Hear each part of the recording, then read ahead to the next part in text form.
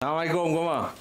Podcast Cho ni yang keberapa tak ingat. Mungkin ni ke 7 ke 8 dah tak silap Cho.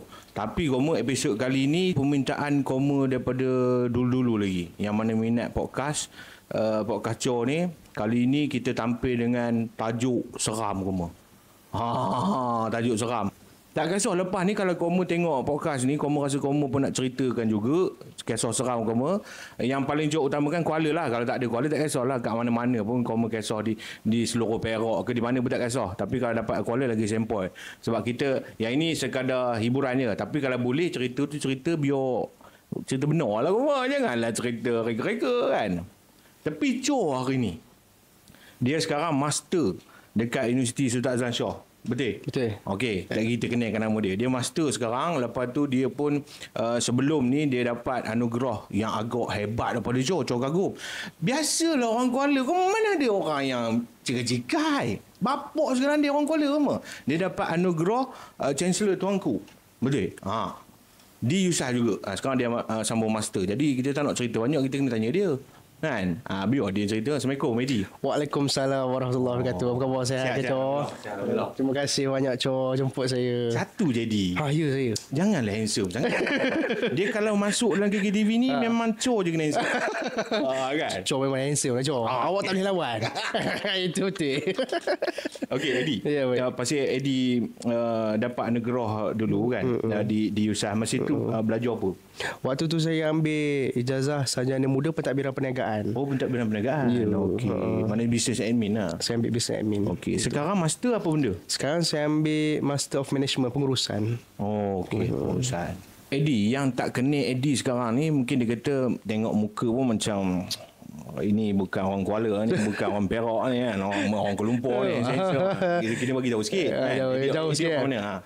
Kalau asal saya lahir di Ipoh Perak, menetap daripada kecil sampailah terlebih besar ni di Kuala Kangsar. Mana orang pure Kuala. Ya. Beranak jadi Ipoh. Sekejap lah makasih kat Ipoh. Ya. Okey. Umur berapa kalau boleh kongsi kan? Alamak, umur belum sampai 3 lagi. Belum sampai 3 lagi. Dah kahwin belum? Belum lagi. Itu kita lega. Pasal usah ni lawa-lawa. Aduh. Terima kasih Eddie. Terima kasih juga sudi untuk kita join kita punya podcast ni. Kalau kau merasa berani nak join Cho punya podcast, DM je admin, nanti admin akan balas. Sebelum kita nak pergi pada kisah seram itu, Eddie ni pun buat bisnes juga Eddie. Ya, betul. Saya ada buat bisnes.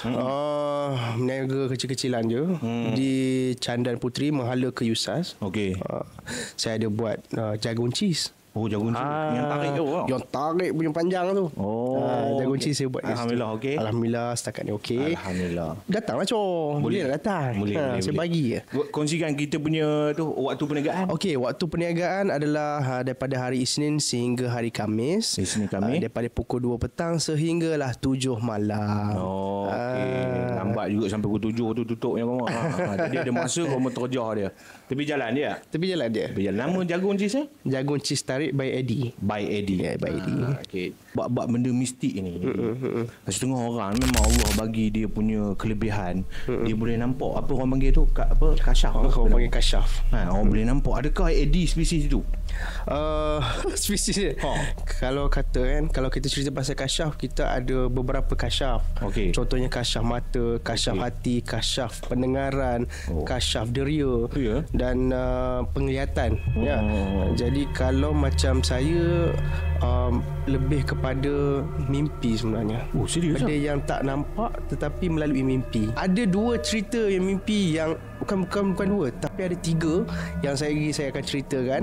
Yang benda tu berlaku depan mata sendiri. Maknanya maksud Eddie tu, Eddie dah mimpi dulu. Saya dah mimpi dulu dan lepas tu benda tu jadi. Itu ada satu cerita. Ada satu cerita di mana saya mimpi dulu dan tak lama kemudian benda tu berlaku. Sebiji macam dalam mimpi. Yes. Serius. Gila. Ya. So kebanyakannya macam itulah berlaku pada Eddie. Dan ada juga beberapa perkara yang saya sendiri nampak dan saya dengar, dan ada juga yang akan saya cerita lagi, iaitu sesi saya berdialog. Berdialog, tapi dia tak respon lah. Cuma saya yang bercakap dengan dia lah. Sebab dalam KKTV ni, Cho selain daripada Cho handsome, Cho yang paling berani. Betul. Yang paling berani lah kan. Kalau nak arakkan kru-kru Cho dengan bos Cho, dia mau penakut. Tak takut dia lama. Kita bukan nak berlabun hari ni pasal atas dasar konteks agama ke apa, bukan. Tapi logically kan, kita percaya kalau Tuhan nak tunjuk, dia akan tunjuk. Tuhan kata itu, kalau Tuhan kata jadi kan. So benda tu pada Cho percaya benda tu. Cho percaya benda tu. Cuma kita tak boleh lah nak menjadikan dia sebab ataupun asbab untuk kita tak payahlah pergi tempat tu, jangan takut kan. Kita kena takut pada Yang Maha Esa di atas aja kan. Betul. Setuju. Eddie punya pandangan macam mana? Adakah benar benda ni? Kita tak boleh nak menidakkan sesuatu benda tu tidak wujud. Kerana kalau kita menggunakan asas logik, takkan jadi. Kan? Kalau kita lihat dalam agama Islam sendiri, kita perlu mempercayai benda yang gaib, khususnya macam tu. Dan kalau ada misalnya yang kata tak percayalah di zaman tahun moden macam ni, tahun 2025 ada lagi kewujud. Sebenarnya benda tu tak berlaku dengan diri dia lagi. Kalau berlaku baru dia tahulah apa maksudnya kan. Saya pun dulu bukanlah seorang yang berani sebenarnya. Saya seorang yang sangat penakut. Kalau dulu Cho ingat waktu zaman-zaman dulu tahun 2007 2006 ada NTV7, ada circus. Ya, betul. Kan? Betul. Lepas tu ada Ghost Adventure. Betul. Lepas tu waktu zaman-zaman tu kita semua berada di depan TV, duduk dengan family, baring apa semua. Jadi bila habis je cerita tu, saya nak pergi ke tandas pun saya tak berani sebenarnya. Sejujurnya. Tetapi disebabkan oleh beberapa perkara yang berlaku dalam hidup saya, ianya mengubah persepsi dan juga sudut pandang saya ke arah yang lebih berbeza. Bukan kita tak boleh nak tunjuk kita ni terlalu berani. Betul. Tetapi kita pun dalam masa sama tak boleh tunjuk yang kita ni terlalu takut. Jadi kita kena sedang-sedang. Jadi sahabat Nabi sendiri, Saidina Umar, yang di mana setiap kali di mana saja dia lalu, iblis dan syaitan tidak akan berani lalu. Betul tak? Ada ceritanya pasal benda tu. Dan ada juga yang saya dengar ceramah dalam YouTube dan sebagainya, ada ustaz mengatakan bahawa sebenarnya penampakan yang kita lihat kelibat adalah waktu ketika dia sedang lemah. Kita katakanlah kita pergi ke laut. Kita masuk ke dasar laut. Kita cuba berenang seperti ikan. Kita tak mampu nak lari ataupun nak berenang laju seperti ikan. Sebab bukan alam kita. Bukan alam kita. Tetapi apabila kita di darat, kita bawa makhluk air tersebut ke darat, dia pun tak mampu untuk berlari seperti kita. Samalah ketika di mana makhluk tersebut berada di alam kita. Aku dia belum gila. Dia sebenarnya macam ini tau Cho. Dia kalau orang tua, orang lama cakap, kalau kita buka cerita mistik, sebenarnya benda tu ada di sekeliling kita. Ya, betul. Kalau orang lama dia selalu cakap benda tu. Sebab dia seronok nak dengar apa benda yang kita sembang pasal dia. Ibarat macam ni lah, saya bersembang dengan ada seorang wanita. Saya berceritakan pasal Cok Azam, handsome, dia ni bapak segala handai. Cok mesti nak dengar, mesti seronok nak dengar. Ya, benda kau cerita pasal aku ni. Dia macam itu. Dia pun macam itu. Dan kita tak nampak benda tu ada di sini. Dan macam Cok cakap tadi, kali pertama yang saya terkena adalah ketika tahun 2013 nak masuk 2014. Waktu tu saya nak masuk form 5. Jadi kita ada cuti bulan 11, bulan 12. So saya 3 orang, sahabat saya, Arul dan juga Samsul. Kita time cuti cari kerja lah. Saya kerja di salah satu pasar raya yang agak terkenal lah di Kuala Kangsar. Mula-mula saya kerja di kedai. Kemudian ditukar ke Expo Arena Square. Dalam tempoh berapa 2 minggu lebih kurang macam tu. Tak lama selepas itu, kita orang 3 orang ni di offer untuk pergi ke KL, di mana ada satu booth Expo untuk kita beri macam bantuan zakat murah kepada orang-orang susah. So dia perlukan tenaga pekerja yang ramai. Jadi saya dan rakan saya lagi 2 orang ni menawarkan dirilah untuk pergi. Saya ingat lagi waktu tu malam pukul 11 malam tak silap. 11 malam kita orang naik lori di Arena Square. Lori yang ada tempat tidur belakang tu. Luar lah kan. Kita orang pun menghala lah ke KL. Saya dah lupa dah nama tempat KL tu sebab budak kecil mana nak ingat lagi kan. Sampai ke sebuah sekolah rendah pada jam 1:30 pagi. Waktu tu ada pegawai rela datang. Dia bersembang lah dengan pemandu lori ni. Jadi saya pun pasang telinga apa benda yang dia orang sembang. Jadi pegawai rela tu bagi tahu sini kawasan hotspot. So sampai je di kawasan Dewan tu, kita pun set up lah besi apa semua, bag everything dalam Dewan sekolah. Sampai pukul 4 suku pagi. So dalam masa yang sama kita pun nak pergi ke tandas. Time tu rasa nak membuang lah apa semua kan. Sebelah Dewan ada satu tandas, tetapi tandas tu lampu tak ada, pintu terbuka. So kami terpaksa melalui satu kawasan bangunan yang ada satu lagi tandas. Sebelum kami nak melalui kawasan tersebut, kita akan lalu satu taman kanak-kanak macam taska punya permainan apa semua kan. Kemudian di sebelah kanan tu dia ada macam kebun lebih kurang lah, pisang macam tu, dan agak luas. Cuma di sebelah kebun tu dia ada satu longkang parit yang agak besar. Sebelah dia apartmen tinggi lah, kondo ke saya tak ingat tau, apartmen ke kondo. Cuma yang menjadi pertanyaan saya sampai sekarang adalah di apartmen tersebut, dari sudut pandang saya jauh, ada lampu jalan. Tetapi saya nampak ada satu kelibat kurus warna hitam yang tingginya 3 tingkat sedang berjalan. 3 tingkat bangunan? 3 tingkat. Jadi saya fikir logik, mana ada lampu yang boleh memantul orang daripada bawah tembak ke atas. Yalah, melainkan ada orang ambil torchlight tembak, tapi mesti bentuk badan ada. Yalah. Tetapi dia seperti orang lady sedang berjalan. So saya fikir macam karut lah, ini mesti bayang orang. Saya fikir macam tu. Dan dalam masa sama, kawan saya Sol ni, dia ternampak sesuatu di pokok pisang. Jadi dia diam. Saya tanya kenapa. Dia kata nantilah. Okay. So kita orang pun pergilah ke tandas. Di sebelah itu je tandas. Tandas ni dia hanya ada satu pintu saja. Ada situ pintu, mana kata pintu masuk dan pintu keluar itulah dia. Jadi kita pun masuk dalam, buka pintu, pastikan tak ada orang apa semua, buat hurrah. Kita orang pun keluar. Kita orang keluar, lepak di depan pintu tandas tu. So saya duduk yang paling hujung ni. Kita orang pun biasalah berasap lah apalah kan. Sama-sama itu kan. Kawan saya sebelah sini dan seorang lagi di depan pintu. Saya paling hujung di bangunan, kira laluan kecil sini, tempat kami nak balik. Dalam tandas tadi saya cakap tak ada orang kan. Ya, betul. Betul tak? Betul. Tetapi ada suara di dalam tandas. Bunyi dia bunyi dia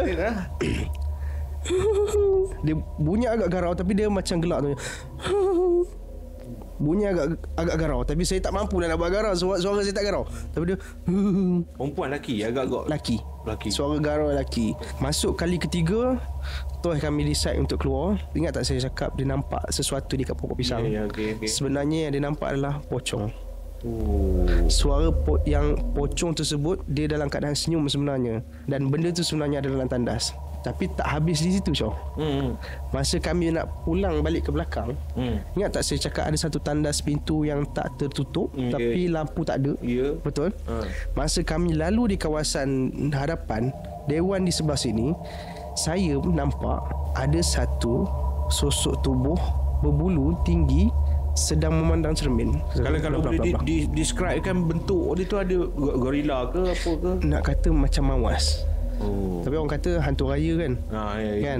Tapi hantu raya lah orang panggil. Cuma yang kami nampak itu, secara logiknya mustahil manusia ada setinggi itu. Di dalam tandas saya nampak, dan berbadan besar, hitam, semua hitam.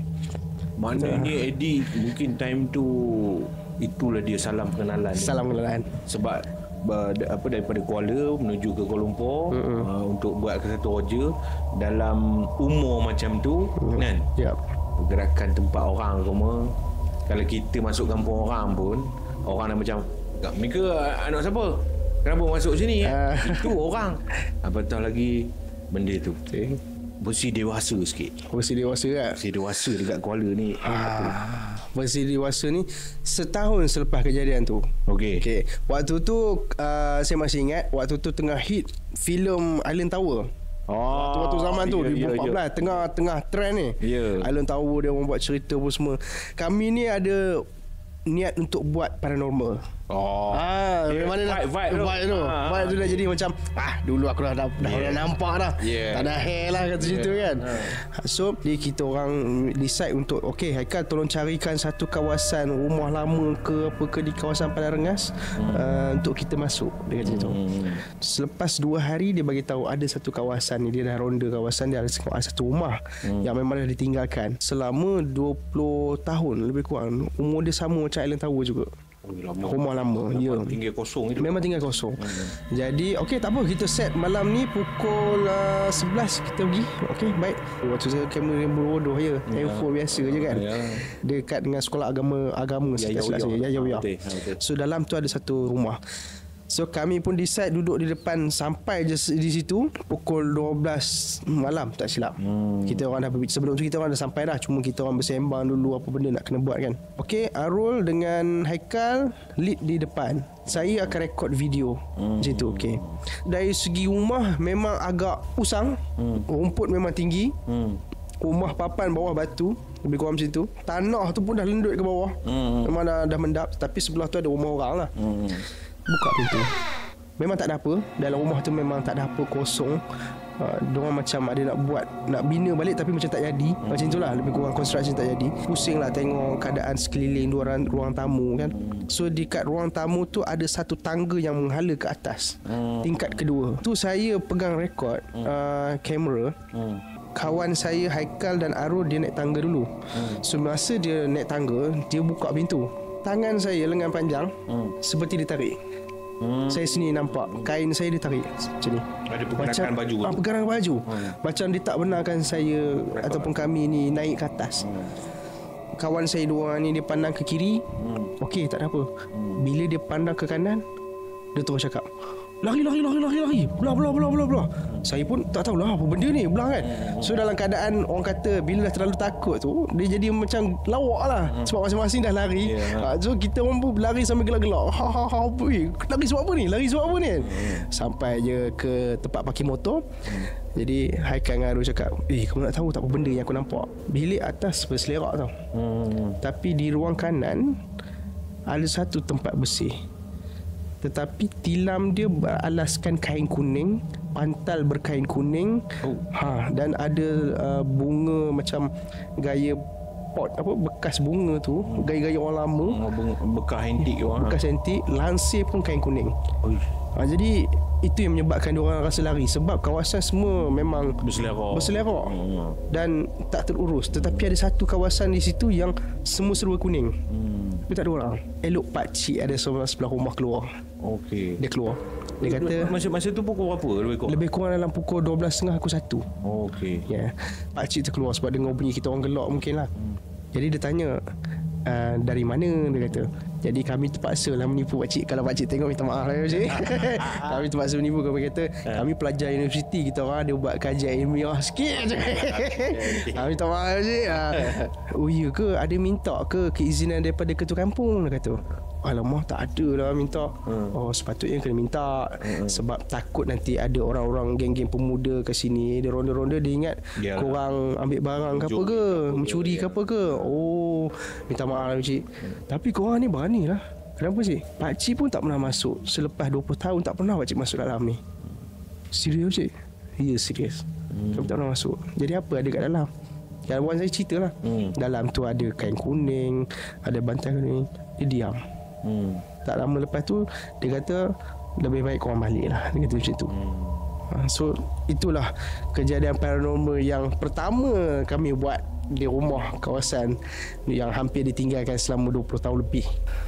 Ada lepas tu balik rumah jadi demam ke apa ke? Alhamdulillah tak ada. Tak ada. Alhamdulillah tak ada. Cor peminat cerita-cerita yang mistik ni. Tapi cerita-cerita mistik bukanlah orang kata yang kosong-kosong. Yang kebanyakannya Cor terima daripada arwah abah Cor sendiri, tok-tok saudara Cor sendiri kan. Dia pun suka cerita tu. Jadi Cor daripada kecil dah memang minat cerita-cerita macam ni. Mungkinlah situasi yang melibatkan geng Eddie nampak kuning dan itu mungkin dia bukan level orang biasa. Ya. Saya pun rasa macam tu juga. Mungkin keturunan kita tak tahulah kan. Dia saya cerita tadi 2014 betul. Betul. So saya pun dah berpisah lama dengan kawan. Saya dah sambung diploma. Saya duduk KL 4 tahun. Lepas tu habis di 2019 saya terus sambung degree di USAS. Jadi pada tahun 2020 saya ingat waktu tu bulan 10. Okay, so kita orang ada satu kelompok kawan ni. Ada dalam total termasuk saya 5 orang. Jadi kita orang berhasrat untuk nak buat satu paranormal. Sebab saya pernah cerita yang aku dulu pernah buat paranormal cerita. Jadi diorang berminat. Diorang ni ada satu semangat, spirit yang orang kata, "Ui, jom kita buat." Aku teringin nak buat. So kita orang pun decide untuk pergi ke satu kawasan. Dan itu kita orang Google lah. Dan itu pukul 2 pagi. Waktu tu Google, waktu tu kita orang pergi. 2 pagi ya? 2 pagi.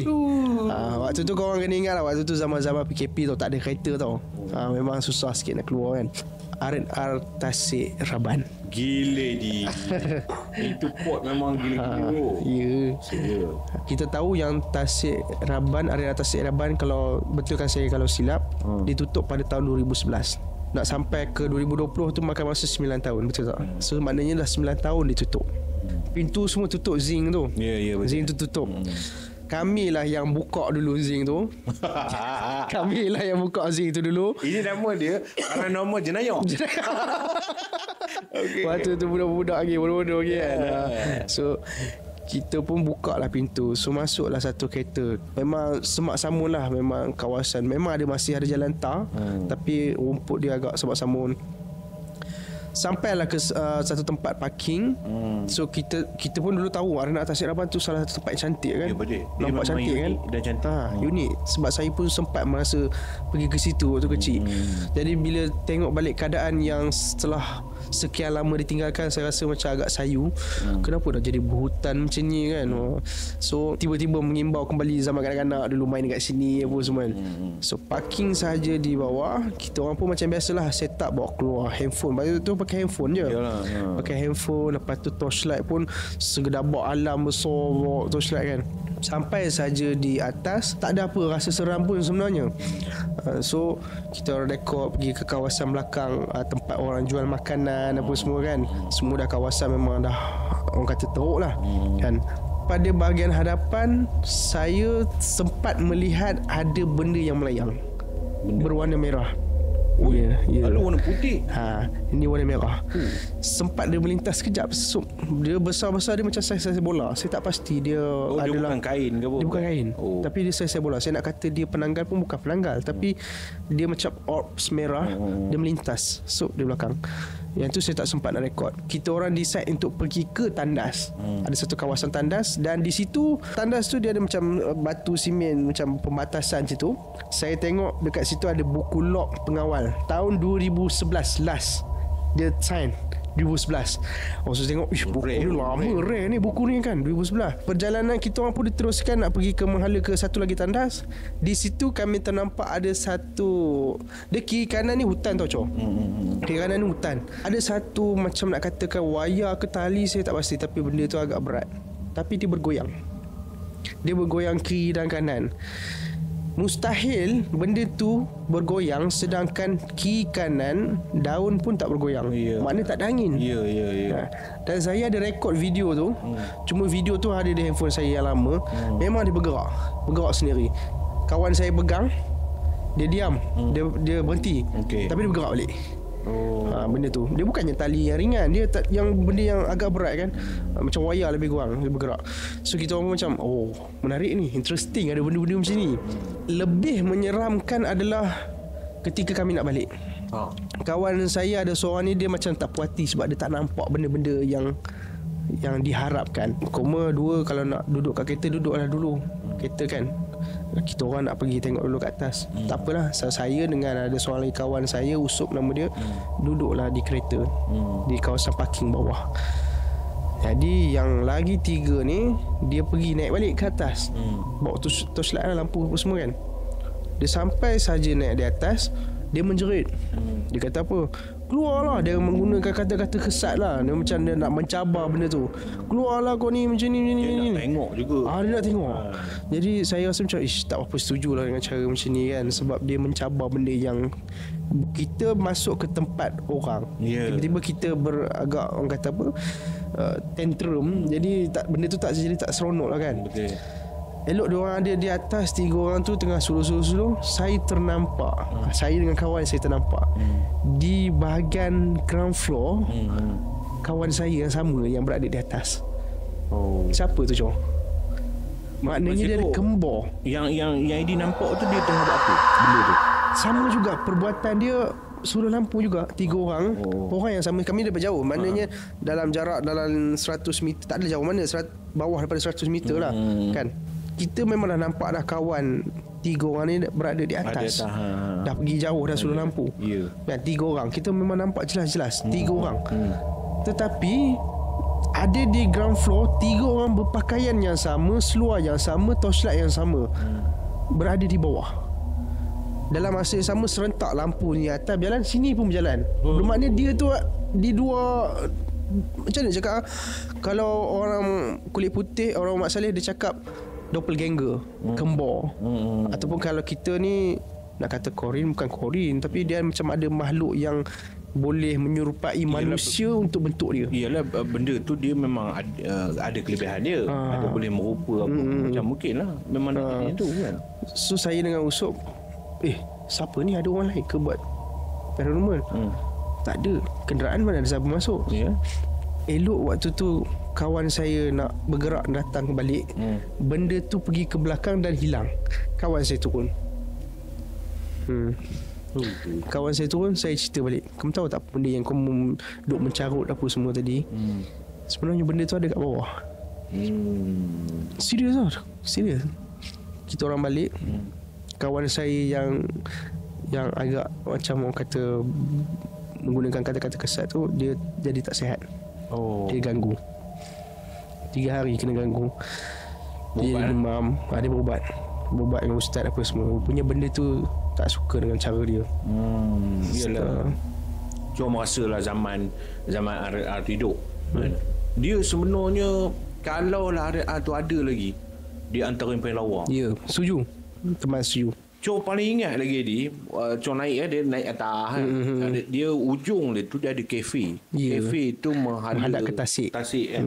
Dia ada buat macam Cok tak boleh payung tu kan. Cok tak boleh bayar sebab zaman itu. Bukan zaman sekarang. Zaman sekarang ni mungkin lah orang kata deko tu dah pandai sikit kan. Tapi zaman dulu ni kira nak deko advance lah. Dia dah advance. Memang cantik. Memang cantik. Tapi waktu dia hidup dulu, ada tu hidup dalam keadaan ialah hidup, ada lampu, orang malang karaoke. Itu karaoke meletup. Karaoke orang padu tu. Waktu dia hidup pun memang seram. Adalah member Cok pernah lepak situ makan, lepas tu tengoklah orang karaoke kan. Sebab dia walaupun dia RR, dia bukanlah macam RR laluan utama ni. Bukan laluan utama. Yalah betul. Mungkinlah busy kan, tapi ini dia pasal dia duduk kampung. Dia kebanyakannya orang-orang kampung yang datang lepak kan. Lepas tu mungkinlah sesekali orang yang guna highway tu yang balik daripada Kelantan pun semua singgah kan. Tengah makan ni biasalah kadang-kadang waiter sisa makanan tu biolo tak angkat lagi kan. Tengah makan tiba-tiba pinggan sebelah terapuk. Yang dah habis makan tadi kan, terapuk. Tapi orang yang dah biasa, orang buat tak erti itu. Tapi dia punya gangguan memang luar biasa lah. Sebab memang masuk dalam Google kan, tak silap saya ada cerita yang orang nampak RR tu masih wujud, sebenarnya tak ada. Sebenarnya betul. Ada cerita benda tu. Lepas tu kalau ikut zaman sekarang berapa ramai jutawan-jutawan kan. Tak berani ambil situ. Kalau ikut kan benda tu boleh diusahakan. Betul. Kan tapak dah siap apa, mungkinlah mesej rumput, tebang pokok apa semua, cantik cat apa semua dah siap kan. Tapi dia orang tak ambil itu. Tak berani. Mungkin ada sebab dia. Mungkin. Ada sebab dia kan. Aku beli belum rumah. Berbalik pada yang mula-mula tadi. Eddie kabur, Eddie ada mimpi. Yang itu Cok rasa lebih padu, lebih tertarik kita dengar. Kita cerita mimpi yang pertama. Apa kaitan mimpi apa dan di mana berlaku mimpi? Okey, saya masih tercari-cari orang yang boleh menjawab segala persoalan mimpi saya. Kadang-kadang orang cakap apa mimpi ni mainan syaitan, karut, mimpi ni boleh berbolak-balik. Tetapi kena faham, mimpi yang saya alami tu bukan mimpi yang sebegitu. Mimpi yang agak lain sebenarnya. Selalunya saya mimpi pasti jam-jam pukul 3 ke 4 pagi pada waktu ketika itu. Okay. Jadi sebab saya lepas mimpi saya kata terbangun belum. Jadi saya bermimpi apa tau?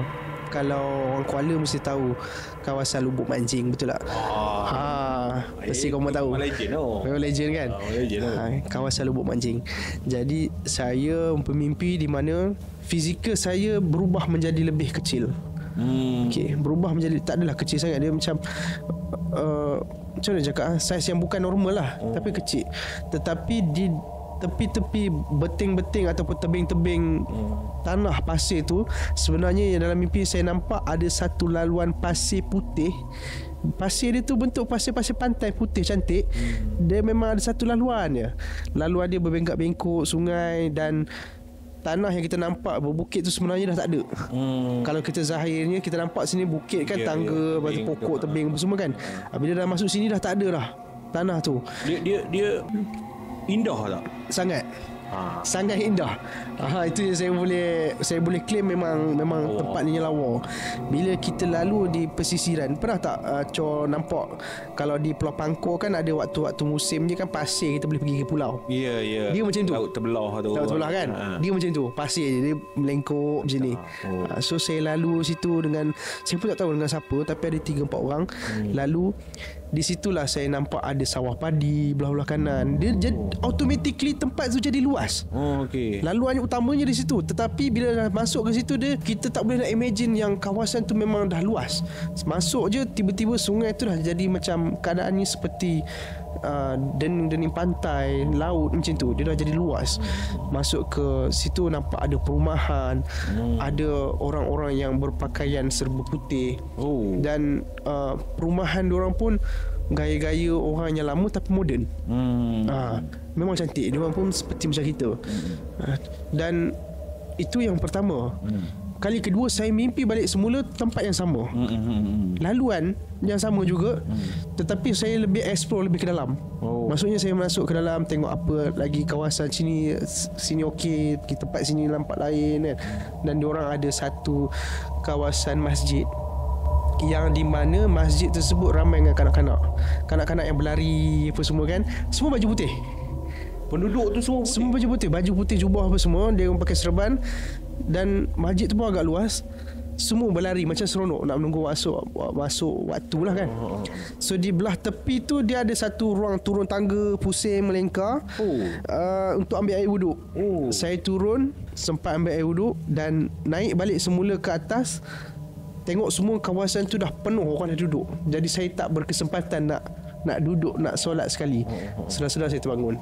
Orang kata bukan waktu, bukan orang kata apa, bukan tempat kamu lah kamu nak solat. Mungkin saya rasa macam itulah. Sebab tengok semua dah penuh. Dia ada 2 tingkat, atas penuh, bawah penuh. Memang penuh dengan ada soft perempuan dan ada soft lelaki. Memang situ penuh. Jadi saya tak boleh nak duduk mana-mana lah. Bila Eddie kabur dia putih itu kan, memang kita kaitkan tu dengan Orang Bunian lah. Orang Bunian. Bila kita cerita pasal Bunian, saya sebenarnya ada satu lagi yang pasal Bunian. Sebenarnya kalau ikut cerita orang lama lah, sebenarnya ada golongan Bunian yang hidup di kalangan kita sebenarnya, yang kita pun tak tahu dia tu pun Bunian. Ini yang saya dengar cerita lah. Dan benda tu sebenarnya terjadi di kehidupan saya juga. Dan terjadi di orang kampung saya, di mana ada orang kata, yalah, kisah-kisah di mana tayar kereta pecah, tiba-tiba ada orang datang bantu, dia boleh kenal nama kita apa semua kan. Personally saya sendiri pernah mengalami benda tu. Waktu saya kecil baru saya teringat saya makan di Mama Tom Yum. Simpan penaga tu. Dulu dekat kaunter makan tu ada cermin belakang ni penuh. Betul. Besar. Tak tahu sekarang lagi ke tak kan. So kami duduk di meja yang bagian hadapan. Satu family ni. Jadi ayah saya suruh, okeylah pergilah bayar, tolong bayar kan. Saya pergilah bayar. Tiba-tiba ada satu kereta, saya tak ingat kereta apa, tapi saya ingat lagi lah exhaust dia bunyi bising. Datang parking. Tiba-tiba dia jalan, saya tengah nak bayar ni, dia datang kat sebelah saya. Dia nak ambil lauk ke ambil order makan kot. Dalam cermin dia tak ada, Cok. Ni reflect tu ada. Lillahi ta'ala cerita ni betul Allah. Bukan apa yang saya cerita semua daripada tadi ni bukan rekaan. Ini ada semua yang apa yang terjadi kat diri saya. Dalam cermin hanya ada cashier, yang orang cashier dan saya.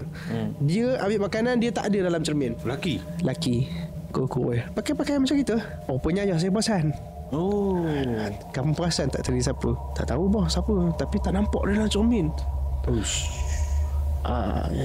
Adalah tu orang tu cakap, abah saya cakap macam tu lah. Adalah tu. Pasal mimpi lagi. Mungkin ada mimpi yang terjadi benar-benar ni. Ada, serius. Yang ni sekali je saya pernah terjadi. Mimpi apa? Di mana mimpi ni adalah salah satu mimpi yang saya rasa saya boleh letak daripada top 1 lah. Antara list, sebenarnya saya banyak lagi kisah-kisah mimpi saya yang berlaku. Yang pertama sekali, sebab benda tu terjadi bukan hanya kepada peribadi tetapi kepada kita semua. Ada satu kisah di mana waktu tu hari Jumaat, saya ingat saya termimpi di mana saya berada di dalam satu dewan, tak tahulah dewan istana ke, wallahualam. Dewan tu hebat lah, nampak luas lah. Dan ada permaisuri, dua permaisuri. Permaisuri apa? Saya tak tahu, saya tak kenal, saya tak tahu siapa dia tu. Tetapi dia berpakaian warna biru dan hijau. Dia dua. Dan yang ada segi permaisuri ada satu ni yang macam ketua. Dan di hadapan dia ni semua bersila tau, semua berpakaian Melayu lama, panglima busana kan.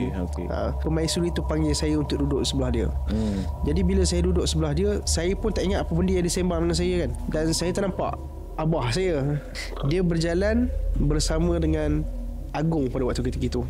Di Pertuan Agong? Yang di Pertuan Agong waktu tu Sultan Pahang kan. Ya, Sultan Abdullah. So bila dia dah berjalan merapat ke arah kami, permaisuri ni dia bangun. Kemudian dia membisikkan sesuatu kepada Agong. Saya tak tahu apa benda yang dibisikkan. Tapi yang pastinya permaisuri ni bukan permaisuri Agong tu, bukan? Dia ibarat macam dia lagi tinggi daripada yang ada di situ. Mana apa segala keputusan kena akur ikut keputusan dia. Dia macam, saya pun tak tahu nak cakap macam mana, sebab dia nampak sangat powerful lah, senang cerita. Powerful. Kedudukan dia atas kursi ke macam mana? Dia atas kursi sikit je. Dia tak ada macam kita macam mewah atas singgahsana ke, tak ada. Dia hanya macam biasa-biasa macam ni. Dia ibarat waktu tu ada mesyuarat tergempar. Tapi yang tempat itu khas. Tempat khas. Jadi bila dia membisikkan sesuatu kepada Agong, Agong cakap, baik, kalau macam tu kita isytiharkan darurat 12 Januari 2021. Lepas mimpi tu saya terbangun. Saya cerita kat abah. Waktu abah kata macam biasa jawapan dia, tak ada apa dah tu. Dan tak jadikan cerita, seminggu selepas saya mimpi tu, keluarlah berita TV darurat 12 Januari disebabkan COVID-19. Serius. Demi Allah lillahi ta'ala. Padahal saya tak tahu pun ada tarikh sedemikian yang keluar di TV ke apa ke, di paper. Saya memang tak ambil tahu pun. Saya tak pernah tahu pun. Sebab kebanyakan kita duduk rumah, kita duduk main game apa, everything kan. PKP. So tarikh tu yang membuatkan saya rasa macam, abah ingat tak abah cerita itu? Inilah tarikh dia. Allah katanya tu. Itu yang sampai sekarang saya tak tahu kenapa aku yang dapat mimpi ni. Kenapa? Dan siapa dia tu? Siapa permaisuri tu? Kalau Eddie ingat sikit yang Eddie kata permaisuri tu, rupa dia memang lawa. Muda, putih. Dia agak macam umur dia 30-an something gitu. Tapi dia ada warna, baju dia ada warna. Dia, saya tak tahulah maksud lambang warna tu apa kan. Tapi dia yang menentukan keputusan untuk sesuatu benda. Jadi saya rasa macam, siapa dia ni? Kalau Eddie boleh bagi gambaran sikit pada Cok, dia punya busana dia tu, baju dia tu, adakah sama dengan kita di dunia nyata ni ataupun pelik lagi? Dia agak lain sikit. Dia macam mana corak yang saya ingat, dia baju dia yang biasa orang pakai songkit macam tu kan, bercorak. And then dia ada satu macam kain yang menutup badan dia, cuma dia nampak bahagian tengkuk dengan dada dia. So rambut dia free hair, dia ikan mayang. Dia ada kain macam nipis, dia tutup ke belakang dia macam ni. Tapi warna khusus dia, biru ada hijau macam tu. Dan dia ada lengan dia emas macam tu lebih kurang. So perhiasan lengkap. Tapi siapa dia saya tak tahu. Dan kenapa saya dipanggil untuk duduk sebelah dia, untuk apa tujuan saya pun tak tahu. Dan ramai yang nak cerita pun jadi semput. Cerita ni dia macam agak berat sebenarnya cerita ni kan. So siapa yang duduk di bawah pakaian tenggolok, dan kenapa kena ada Agung kat situ, dan dia ni siapa? Mimpi tu kabur 12 hari bulan. Elok selepas seminggu tu keluar berita ngabur kan tarikh tu. Sebelum kita nak tutup, mungkin ada satu kisah yang tadi mimpi dah gempok dah, sebab mimpi tu menjadi nyata. Ya. Selain daripada itu. Okey, ini baru lagi terjadi. Fresh Baru fresh. Okay. Rasanya dari bulan ni juga terjadi. Bulan ni terjadi. Baru lagi. Okay. So saya selalu lepak di salah sebuah office di Chandaya Puteri lah. Okay, office. So sebelum tu memang dah terkenal dekat office tu memang ada beberapa gangguan. Dan ada beberapa orang yang terdengar bunyi berjalan, bunyi orang buka air, paip air. Dan saya sendiri pun mengalami benda tu. Ternampak kelibat. Tak apa, itu perkara biasa kan. Sebab dia di kawasan, dia macam mana cakap, dia office dalam satu partition, dan dia ada kawasan luas sikit, ada ruang meeting macam itulah. So bila kita duduk di dalam office yang kecil, di dalam macam mana cakap, dia office di dalam office macam tu kan. Dia ada partition dia kan. So bila kita duduk dalam partition yang kecil tu, apa sahaja yang kita dengar berada di luaran, orang berjalan. So selalunya saya pukul 2-3 pagi saya masih buat kerja sikit lah, nak buat surat ke apa ke. So memang akan sentiasa mendengar bunyi orang berjalan, bunyi orang kelak, bunyi orang buka paip. Dan benda tu saya ceritakan kepada ada seorang ustaz ni. Dan Alhamdulillah selepas dia melakukan beberapa bacaan doa dan juga beberapa perkara lain untuk menghalau benda tu, dan Alhamdulillah selepas itu, seminggu selepas itu, tidak ada gangguan. Tetapi nak jadikan cerita, ada satu hari tu saya hampir nak terlelap. Waktu tu dekat office memang tak ada siapa. Malam. Jadi saya ni kadang-kadang kalau nak malas nak balik rumah, saya akan tidur kat office je.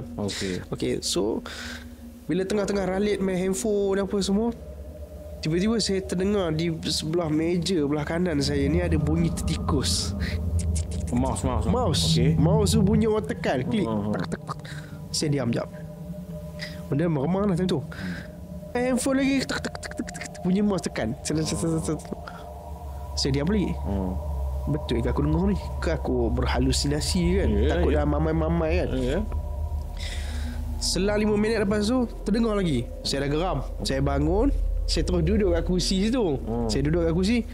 Cuba buat bunyi, saya nak dengar. Saya kat situ. Tak ada pula bunyi. Ke bunyi elektrik lah, ke bunyi wayar pintas ke apa. Saya risau itulah. Tak ada pula bunyi. Mungkin perasaan lah kot. Saya cakap macam tu. So saya baring balik ke sofa. Bila main handphone, dia bunyi lagi. So saya rasa ini mesti ada something ni. Mesti ada sesuatu ni kan. Sebab dia kerap bunyi tertikus, dan ada tiba-tiba dalam masa yang sama dekat bilik meeting kat belah belakang ni ada bunyi orang berjalan. Saya rasa macam rasanya hari tu dah berubat apa semua ni. Takkan benda dia datang lagi kot.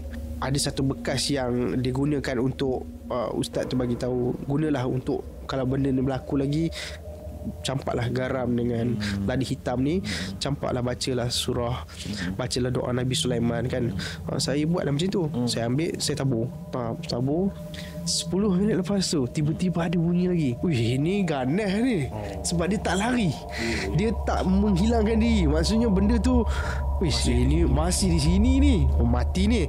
Tu yang saya terus tak tahu, saya datang kekuatan sumber daripada mana saya tak pasti. Mungkin waktu tu mungkin sebab terlalu penat dan rasa macam agak terganggu kan. So saya tepuk meja, kuat. Saya cakap baik-baik, sekarang ni aku tengah ada dalam masalah. Aku dalam keadaan yang sangat letih dan penat. Tolong jangan ganggu aku. okey, ini tempat aku. Nak aku tolong bukakan pintu? Sekejap, aku tolong bukakan pintu. Saya buka. Saya buka pintu.